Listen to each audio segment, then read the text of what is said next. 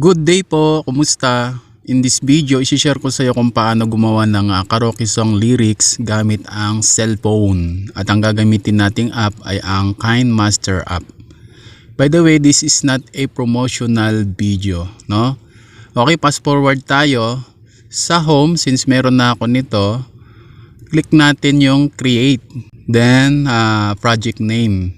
I-type lang natin yung title ng song na gusto natin gawa ng lyric. Let's say for example, I need you. Tapos mamimili tayo ng frame size, no? Yung madalas na ginagamit ko dito ay yung size 4.3. Then click create. Okay, dito sa pinaka-edit menu niya, click mo to, no, tong media. Then dito sa media browser, click natin tong image assets. Tapos mamimili ka lang dito ng iyong background, no, yung gagamitin mo. Let's say white background muna tayo, no, kasi for demo purposes lang naman to. Then lagyan natin ng song. Click natin tong audio. Dito sa media browser, click mo ang songs. Okay, hanapin natin. Then hanapin natin yung I need you. At itong gagawa natin ng song lyrics karaoke style, no? Take note guys, lahat ng MP3 downloaded as songs o playlist ay naka-store dito, no? Then click mo lang tong plus or positive sign.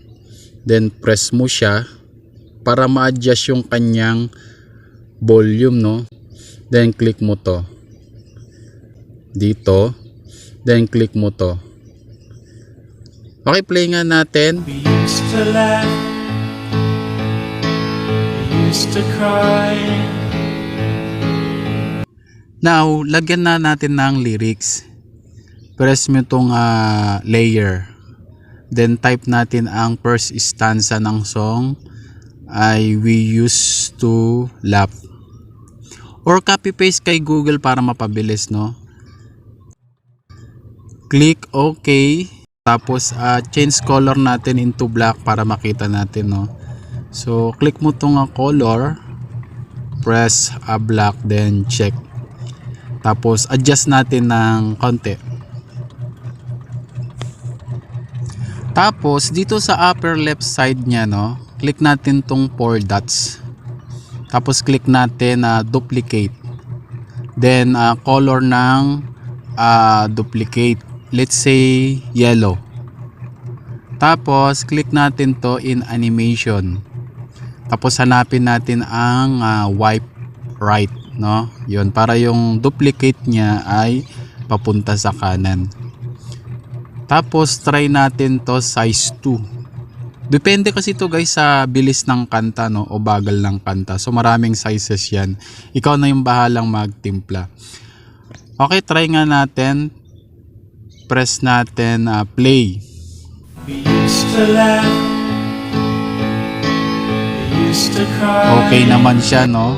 So if just in case na nahuhuli siya, adjust mo lang yung size or speed ng duplicate, yung kulay yellow, no? Kapag hindi siya nakakabay sa tempo, no? So far, good naman siya. Okay, try natin ulit ng second stanza. Same process lang din guys ang gagawin ninyo, no? Yung ginawa natin from the start, same process lang din.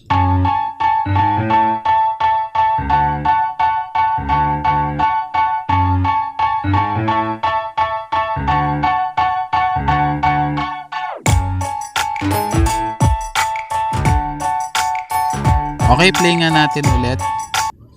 We used to laugh, we used to cry. Yan, di ba? Okay na siya. So meron ka ng karaoke song lyrics, no? Ganyan yung gumawa o kung paano gumawa ng karaoke song lyrics style. Now, paano naman yung gumawa ng thumbnails, no, or templates niya, or yung kung gusto mong maglagay ng video para sa pinaka templates background niya, madali lang naman yung gawin, no? Tuturo ko din sa'yo. Okay? Sundan mo lang kung paano gawin. Mas okay kasi kapag may templates or video background ang isang song, no? At para sa iba, mas nakaka-capture yun ng interest. Kaya first of course, need mo lang ng mga pictures or videos.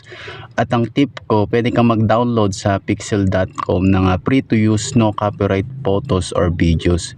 Pero mas okay kung sarili mong shots or videos, para syempre iwas reuse content issues. Tip ko lang yan sa mga gusto talagang magkaroon ng sariling YouTube channel at ma-monetize, malay mo, di ba? At gawin mong content ay ang karaoke song version dahil may hilig ang mga Pinoy sa video. Okay, back to topic tayo. Dito sa edit menu, click mo lang to media. Then dadalhin ka niya sa media browser. Then select mo lang yung picture sa gallery mo o yung mga downloaded photos or videos mo na gusto mong gawing background. Okay? For example, meron na ako dito. Click mo lang tapos ibabalik ka niya sa pinaka-edit menu niya. Then pwede mo nang lagyan ng gusto mong kanta. Pero syempre karaoke song version ang ilalagay mo para walang boses. Karaoke song nga eh. Pero pwede ka mag-download sa YouTube Studio. So alam mo na yung mga basic steps. I-apply mo na lang. Okay, sa umpisa medyo mahirap mag-create or mag-edit. Pero walang mahirap kung interesado ka talagang matuto, di ba? So explore mo lang ang mga features ng apps na to at magagamay mo din. Dito nagtatapos ang content na to at pakishare naman sa comment section below kung meron po kayong suggestions or corrections sa content na ito. Okay? Thank you for watching. Bye-bye. Imagine all the people living for